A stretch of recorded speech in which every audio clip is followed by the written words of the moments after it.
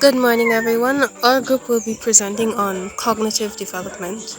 Now, our group members are Deborah Darlington, Grace Hudson, Ashley Mangal, and Darcy George.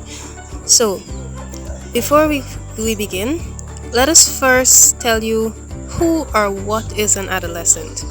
Now, an adolescent is one who is transitioning from childhood between the ages of 10 to 19 and experiencing changes and discovering their gender identity.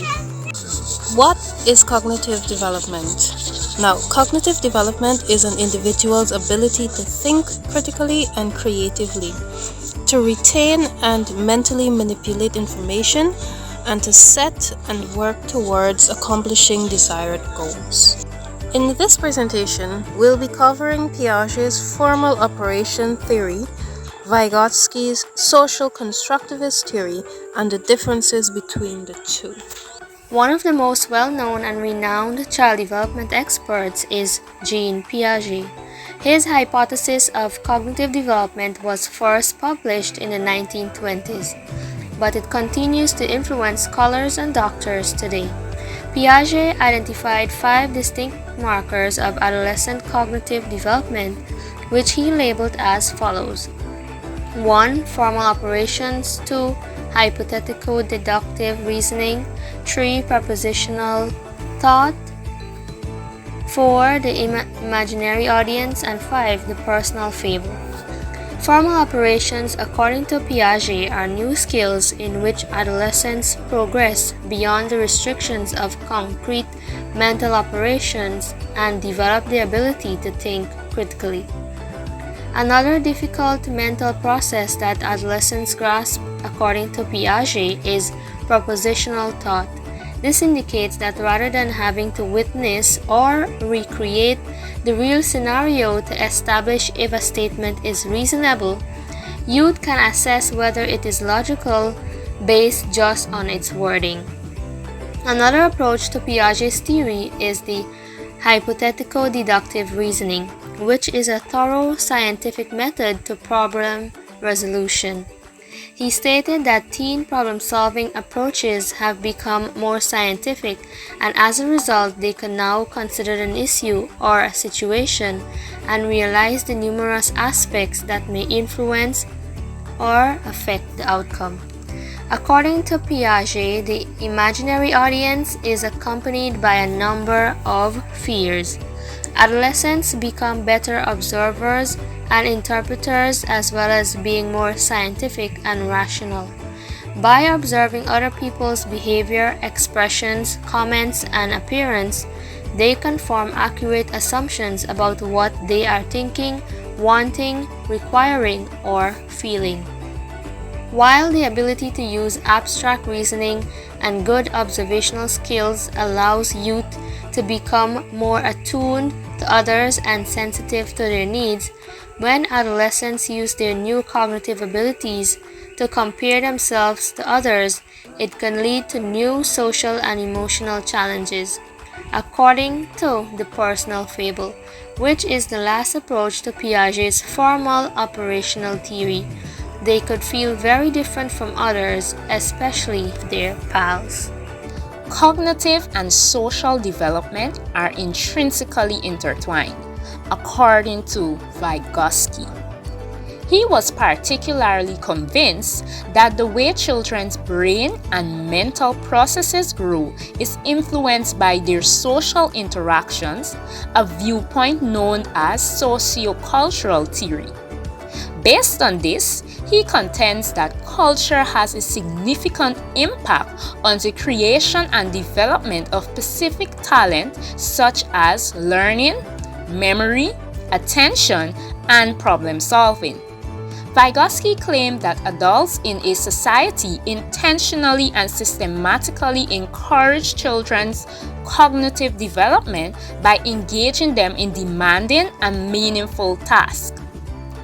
Vygotsky talked about elementary mental functions, by which he means the basic cognitive processes of attention, sensation, perception, and memory. Now, how does this work? The more knowledgeable other, the MKO, can be a person who literally knows more than that child. Working collaboratively, the child and the MKO operate in zone proximal development, the ZPD, which is the bit of learning that the child can't do on their own. As the child develops, the ZPD gets bigger because they can do more on their own, and the process of enlarging the ZPD is called scaffolding. What is scaffolding? Scaffolding is a method in which teachers model or explain how to solve an issue before stepping aside and providing assistance as needed. According to the principle, when students are given the assistance they require while learning something new, they have a better chance of employing that knowledge independently. Both Vygotsky and Piaget gives us an insight into the cognitive development of adolescents with their theories. They both, however, look at it from different angles. Unlike Piaget's notion that development occurs before learning, Vygotsky argued that learning is a necessary and universal aspect of the process of developing culturally organized, specifically human psychological function. Vygotsky's theory differs from that of Piaget in a number of important ways. Firstly, sociocultural context. Piaget places little emphasis while Vygotsky places stronger emphasis. Piaget is mostly cognitive constructivist while Vygotsky is social constructivist. Piaget places strong emphasis on stages of development while Vygotsky has no general stages of development proposed. Piaget has equilibrium, schema, adaptation, assimilation, and accommodation, while Vygotsky has the zone of proximal development, scaffolding, language, dialogue, and tools of the culture. The role of language in Piaget's theory is minimal. Language provides labels for children's experiences, like egocentric speech. But Vygotsky's role of language is major because language plays a powerful role in shaping thought. Finally, teaching implication.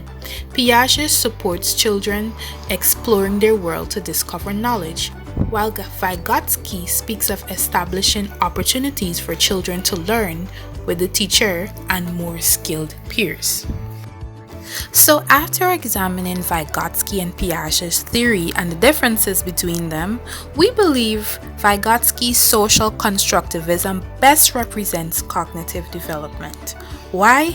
It takes into consideration that children are both impacted by their genetic makeup as well as their environment.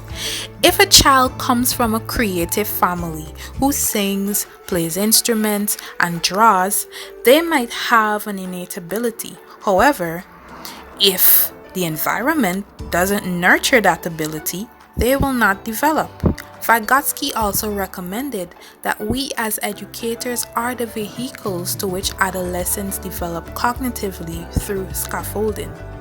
Thus, even as Piaget posited that by the formal operational stages, the youth will have the capacity to develop in the ways listed, only being in a good environment with great support will help them recognize and achieve those abilities to flourish their adulthood.